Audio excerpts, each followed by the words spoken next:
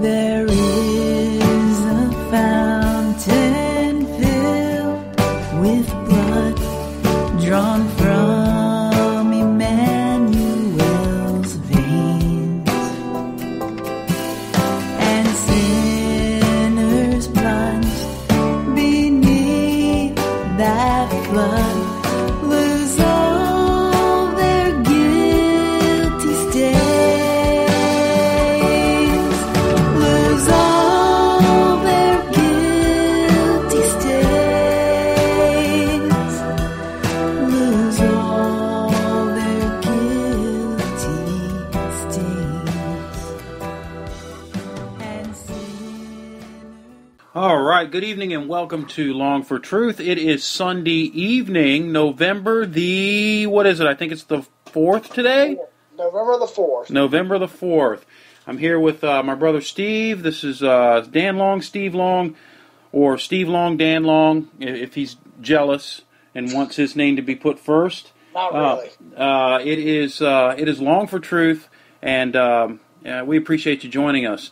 A couple of weeks ago, when we started the podcast, we started a series on justification by faith, and we wanted to finish that series up tonight because when we recorded this particular episode, and we had some bad recording equipment.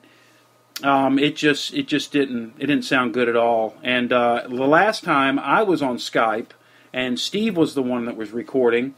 And when we went back to play it, it just really sounded all scratchy and just it was just a bad recording. You couldn't even hear the intro, Forever One intro or anything like that. So it was just bad. But we got some good, at least some decent recording stuff now, equipment, I guess, if you want to call it. And now I think we can do the program, and I think it'll sound pretty good. What do you think?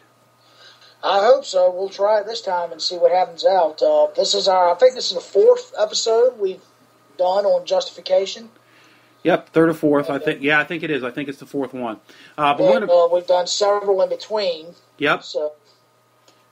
Well, this is on the law and justification by faith. This is on the importance of the law, and I think it's really important. We were talking in our Sunday school class this morning, Steve, about justification, and one of the things that our teacher Jim was talking about was the importance of the law and us being dead to the law, and I was talking as well, and I said one of the things that we do when we go out on the street to preach is we make sure that we present the law, because you cannot present the gospel without the law.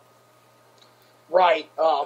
And Paul says in Romans 7, as a matter of fact, and I want to say it's Romans 7:7, but he talks about the law actually being the thing which revealed what sin was. And he uses the example of covetousness, and he says, I would not have known what it was to covet if the law hadn't told me not to covet it. Exactly. So the law is very important in the fact that it reveals to us not only our sin, but it reveals to us what God's standard is and where we fall short in that standard. Exactly. I like what Wayne Grudem says in his book, Systematic Theology. This is what he says on justification. A right understanding of justification is absolutely crucial to the whole Christian faith.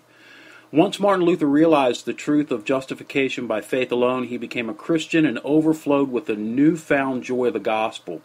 The primary issue in the Protestant Reformation was a dispute with the Roman Catholic Church over justification.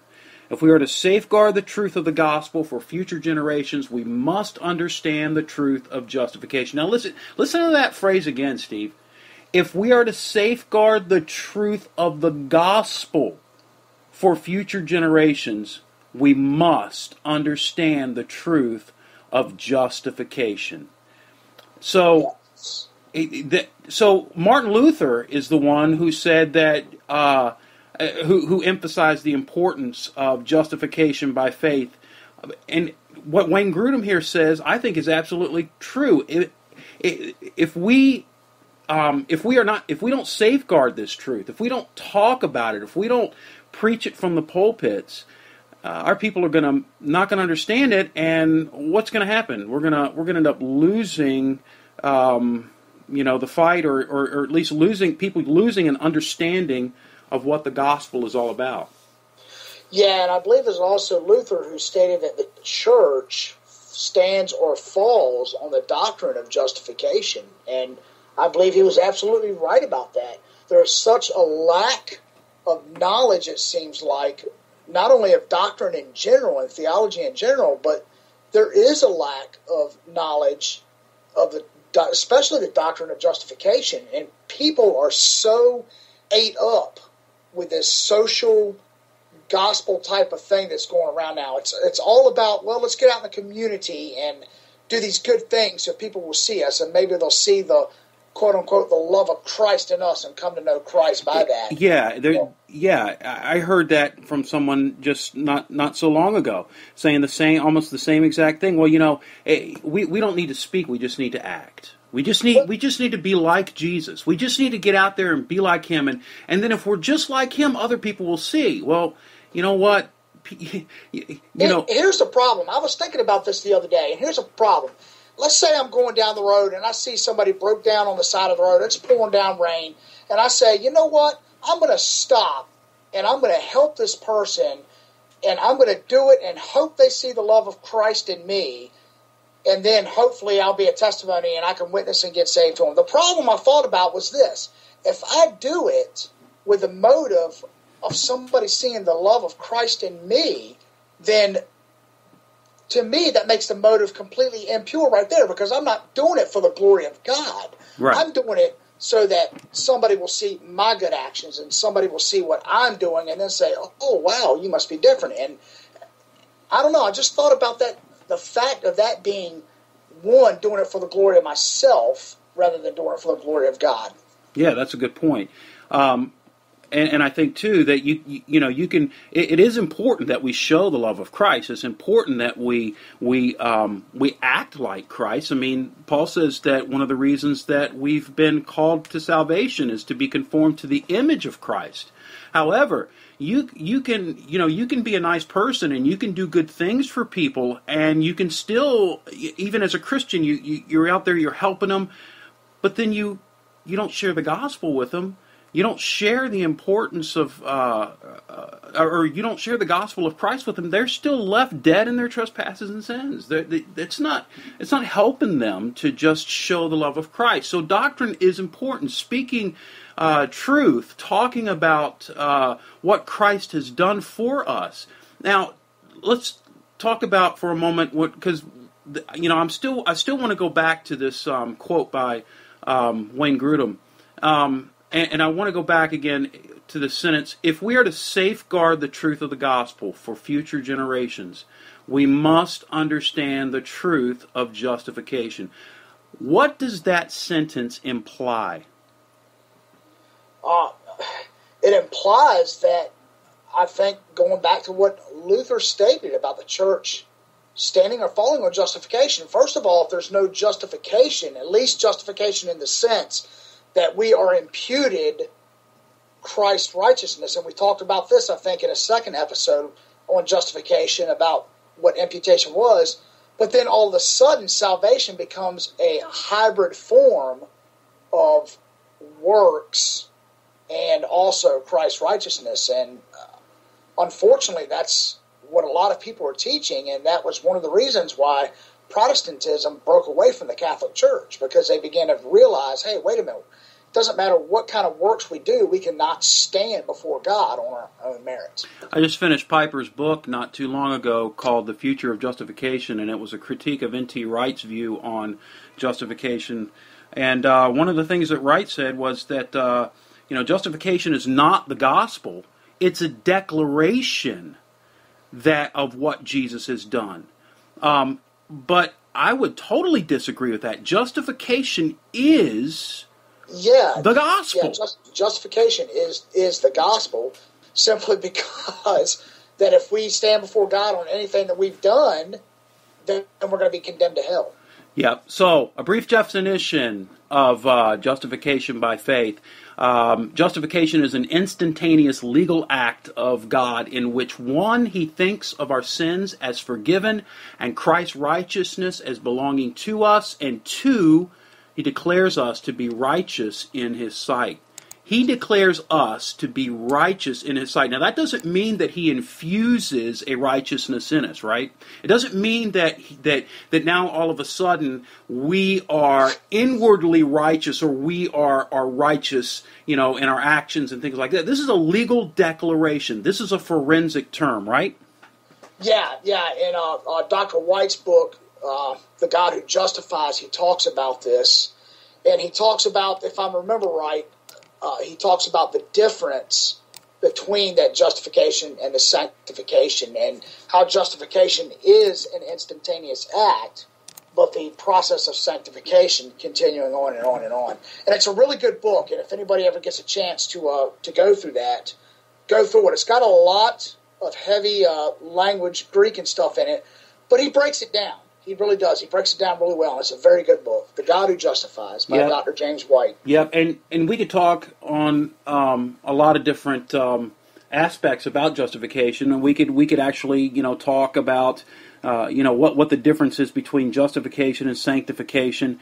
But on this podcast, we're going to be talking about the importance of the law, preaching the law and justification, because right, and specifically why we need to preach the law. Yeah, one of the things that I have found, especially dealing with or looking at, just recently with Joseph Prince, and those who follow this guy Joseph Prince, how they say that we shouldn't preach the law. The law can't save us. The law can't do anything. But the problem with that idea is that you cannot see that you are a sinner and that you have broken God's law unless the law has been presented to you, unless you see that you have fallen short, that you have broken the law, and the law's got to be preached in order for you to see that. Exactly. In modern day, I say modern day, but in a kind of a contemporary term, that'd be like somebody dragging somebody before a judge, and the judge saying, well, I'm going to go ahead and let you go. And you're like, well, okay, fine, go ahead and let me go. But then you're never charged with a crime, or you're never known what the crime is. It doesn't make any sense to bring somebody before a judge unless there's been a crime committed. And in the same way, it doesn't do any good to present God's justice without knowing why he is just, exactly, and why he's going to bring a charge against us. Psalm 96, 12 through 13 says, "Let the field exult and everything in it. Then shall all the trees of the forest sing for joy before the Lord. For he comes to judge the earth. He will judge the world in righteousness and the peoples in faithfulness." So God is a sovereign judge. He is going to judge every single human being by the same standard, and that's his word. And that's the right. law. That's exactly right. And I know a lot of people, when I'm out there talking on the streets, a lot of people feel like that God should judge on a curve. As a matter of fact, here's a great example. Adam and I were out witnessing on Halloween night, and we ran across this young man, and Adam used the example of a drunk driver running down a bunch of people. And he says, well, hey, should the judge let that person go? And the kid said, yeah. Now, this is a 16-year-old kid. He said, well, sure, the judge should let him go. And Adam says, well, why? I don't know, just because. And then Adam says, okay, well, let me tell you what.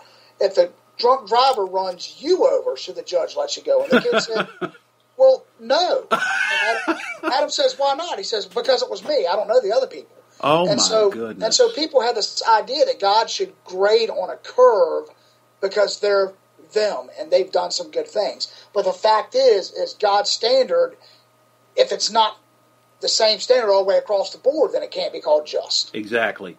And I was, I'm right there, because the more you talk to people think that they are basically good. We make mistakes. Yeah, we fall short. But you know what? And I'm not as bad as this person over here. And so we compare ourselves by ourselves or by other people. And we say, well, I'm bad. I've done some bad things, but at least I haven't done